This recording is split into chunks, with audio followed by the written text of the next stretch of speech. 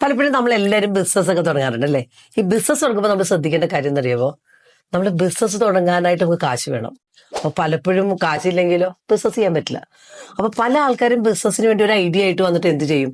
അച്ഛന്റെ almost retirement പണിയാവാം, അല്ലെങ്കിൽ അമ്മായിയപ്പം തന്ന കാശാവാം, അല്ലെങ്കിൽ ഒരു ഐഡിയയും വെച്ചിട്ട് കുറച്ച് പരിചയമുള്ള ആൾക്കാരെ വെച്ചിട്ട് ഇൻവെസ്റ്റ് ചെയ്തിട്ട് ചെയ്യുക. ഇതൊക്കെ ചെയ്യുമ്പോൾ ഒരു പ്രശ്നം എന്നറിയാമോ? ഈ ഒരു ബിസിനസ്സിൽ രക്ഷപ്പെടാനുള്ള സാഹചര്യം എന്ന് പറഞ്ഞു കഴിഞ്ഞാൽ വളരെ കുറവാണ്. കാര്യം എന്താ, 100 ബിസിനസ്സുകാരെ എടുത്ത് 5 പേരാണ് സക്സസ്ഫുൾ ആവുന്നത്. അപ്പൊ നമ്മൾ കുറച്ച് നാള് സേവ് ചെയ്ത് വെച്ച് സ്കിൽഡായി ഏത് ബിസിനസ്സാണ് പഠിച്ചിട്ട് നല്ല രീതിയിൽ തറവായിട്ട് നോളജ് ഉണ്ടാക്കി നമ്മളൊരു കാശ് ഉണ്ടാക്കിയിട്ട് നമ്മൾ ഇൻവെസ്റ്റ് ചെയ്യുവാണെങ്കിലുണ്ടല്ലോ, ആ ബിസിനസ് രക്ഷപ്പെടാനുള്ള സാഹചര്യം എന്ന് പറഞ്ഞാൽ 100% ആണ്. കാരണം എന്താ, നമ്മൾ സ്കിൽഡാണ്, നമ്മൾ അതിലേക്ക് അത്രയും പാഷനേറ്റ് ആണ്, അത്രയും ഡെപ്ത് നോളജ് ഉണ്ട്.